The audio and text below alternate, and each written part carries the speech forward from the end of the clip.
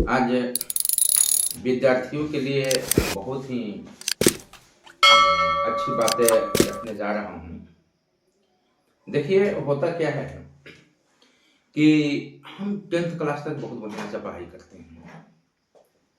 सभी विद्यार्थी एक साथ बैठ करके, एक साथ जा करके बहुत बारीकी से मेहनत से पढ़ते हैं। लेकिन होता है क्या, 10th परीक्षा देने के बाद में, मैट्रिक एग्जाम देने के बाद में, अब कॉलेज में नाम लिखाने की बातें आती हैं। अब वहां पर हमें विषय को सेलेक्ट करना पड़ता है। हम विज्ञान से पढ़ें या कला विषय से पढ़ें, साइंस और आर्ट्स जो होता है, ये बातें चलने लगती है। और होता क्या है कि हम साइंस विषय में तेज नहीं हैं, विज्ञान हमें समझ में नहीं आती है, मैथ समझ में नहीं आती है, लेकिन हमें अन्य विषय की बहुत बढ़िया समझ है। कुछ ऐसे विद्यार्थी हैं कि उन्हें अन्य विषय की बहुत ज्यादा समझ है, इतिहास बहुत बढ़िया समझते हैं, वो भूगोल बहुत बढ़िया से समझते हैं। लेकिन अब नाम लिखाने की जब बातें आती है तो उनको मन में ऐसा फीलिंग होता है कि लोग क्या कहेंगे कि ये आर्ट्स विषय से पढ़ता है। तो वो लोग क्या करते हैं कि जो मित्र साइंस विषय जो लेते हैं पढ़ने के लिए, तो समाज में उनको एक ऐसा डर लगता है कि ऐसा नहीं कि साइंस नहीं पढ़ेंगे तो लोग क्या समझेंगे हमें। तो वो क्या करते हैं कि जो विषय को समझ होती है वो विषय छोड़ देते हैं और अपने मित्रों के साथ जो साइंस लेते हैं उनके साथ में वो नाम लिखा लेते हैं। अब यहीं से खेला शुरू हो जाता है कि हम जॉब के लिए पढ़ रहे हैं और हमें साइंस बढ़िया से समझ में नहीं आती थी, और हम साइंस जो है ले लिए इसलिए कि लोग कहेंगे कि हम साइंस पढ़ रहे हैं। तो आगे चल करके होता क्या है, आप मैथ पढ़ने जाते हैं, कोचिंग इंस्टीट्यूशन में जाते हैं और मैथ पढ़ते हैं, मैथ समझ में नहीं आती है, मैथ ऊपर ऊपर निकल जाता है। फिजिक्स केमिस्ट्री बायो पढ़ते हैं, ऊपर ऊपर निकल जाता है। ले तो लिए विषय लेकिन वो ऊपर से निकल जाता है, समझ में नहीं आती है। तो ऐसे कंडीशंस में ऐसी स्थिति उत्पन्न हो जाती है कि जैसे तैसे हम अपनी रुचि के अनुसार न लेकर अरुचि के अनुसार जो विषय लिए हैं, परीक्षाएं तो पास कर जाते हैं, इंटर पास कर जाते हैं, और फिर से हम जॉब की तलाश में भिन्न भिन्न प्रकार के कॉम्पिटिटिव एग्जाम देने के लिए तैयारियां करने लगते हैं। अब होता क्या है कि हमने तो लिया था साइंस पढ़ने के लिए, अब जिस जॉब की हम यहां पर तलाश कर रहे हैं उसमें उतना साइंस का कोई रोल ही नहीं है। साइंस का रोल कहां है? यदि आप बनना चाहते हैं, इंजीनियर बनना चाहते हैं, साइंस का रोल वहां है। आप बनना चाहते हैं डॉक्टर, तो आपको मेडिकल की तैयारी करनी है, तो आपका साइंस वहां रोल काम करता है। लेकिन मान लेते हैं कि आपको अन्य सर्विसेज में जाने के लिए, जो सिविलियन सर्विसेज है, जो जाने के लिए रेलवे का एग्जाम है, बैंकिंग का एग्जाम है, दरोगा का एग्जाम है, सिपाही का एग्जाम है, तमाम ये सब एग्जामों को हम फेस करने के लिए हमने साइंस विषय को लिया था जो हमको समझ में नहीं आती थी, और वो विषय हम लेकर के पढ़े, जो बाद में उसको तैयारी करने में 2 साल का समय हमें लगा।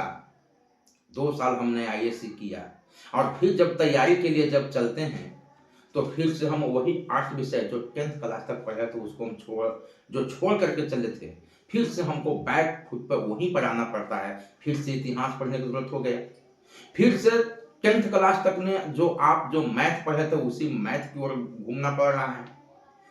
तो कहने का मतलब यह है कि डिग्री तो आपने इंटर का तो ले लिया, आईएससी का ले लिया, लेकिन जो 2 साल आपने जो प्रीशियस समय को जो बर्बाद किया, 2 साल आपने कभी इतिहास नहीं देखा, 2 साल आपने कभी भूगोल नहीं देखा, तो वो 2 साल आपके लिए बहुत ही इम्पोर्टेंट समय था, आपने उसको गंवा दिया। क्योंकि हमें पहले से ही पता था कि हमें ना तो मेडिकल्स की तैयारी करनी है, ना हमें इंजीनियरिंग की तैयारी करनी है। हमें पहले से पता था कि हमें तो मतलब कि रेलवे की तैयारी करनी है, हमें बैंकिंग की तैयारी करनी है, हमें सिपाही की तैयारी करनी है, इन सभी एग्जाम्स को फाइट करना है। तो फिर हमने साइंस लिया ही था क्यों?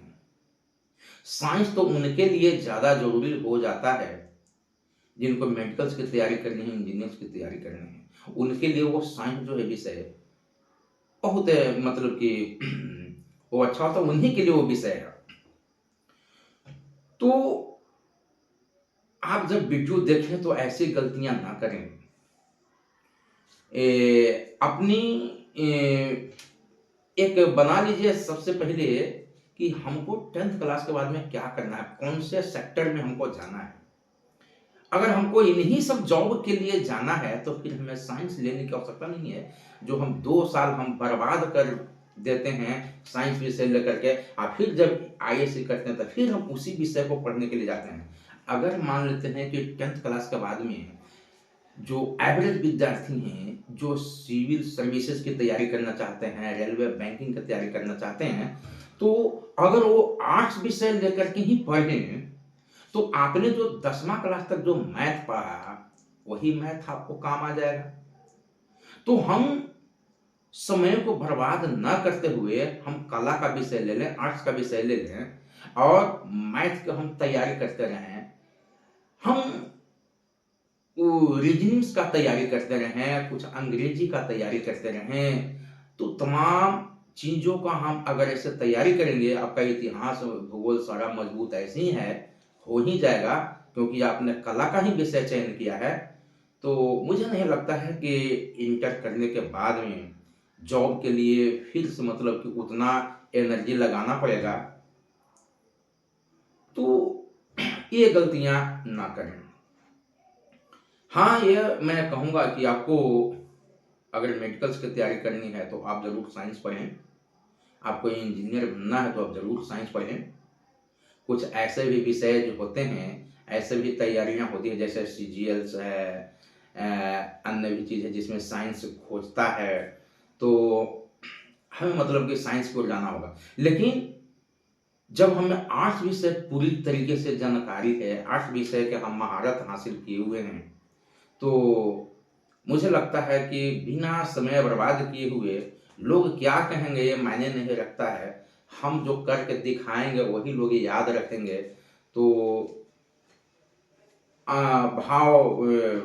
भावना में ऐसा नहीं आ जाए कि हमारा मित्र जो है साइंस पढ़ रहा है। साइंस वो क्यों पढ़ रहे हैं उनसे पूछिए, क्योंकि उनको इंजीनियर बनना है, उनको मेडिकल करना है, इसीलिए वो साइंस पढ़ रहे हैं। और आपको जाना है इन सभी जॉबों में, तो आप साइंस को नहीं लेकर के आप आर्ट्स विषय ले लीजिए और बढ़िया से रीजनिंग की तैयारी करिए, अंग्रेजी की तैयारी करिए, इन सभी विषयों को रेगुलराइज करते रहिए। और सिविल सर्विसेज में ऐसा नहीं है कि मैथ जो पढ़ना होता है, बड़ी महारत हासिल करना होता है मैथ को पढ़ने के लिए, पीपी निकालने के लिए, तो ऐसा कुछ बात नहीं है। आप आर्ट्स विषय पढ़ करके सिविल सर्विसेज की तैयारी में बहुत बढ़िया मतलब कि आप अंक ला सकते हैं और आईएएस बन सकते हैं, आईपीएस बन सकते हैं। तो मैट्रिक करने के बाद में आप इसका ख्याल जरूर रखें। धन्यवाद।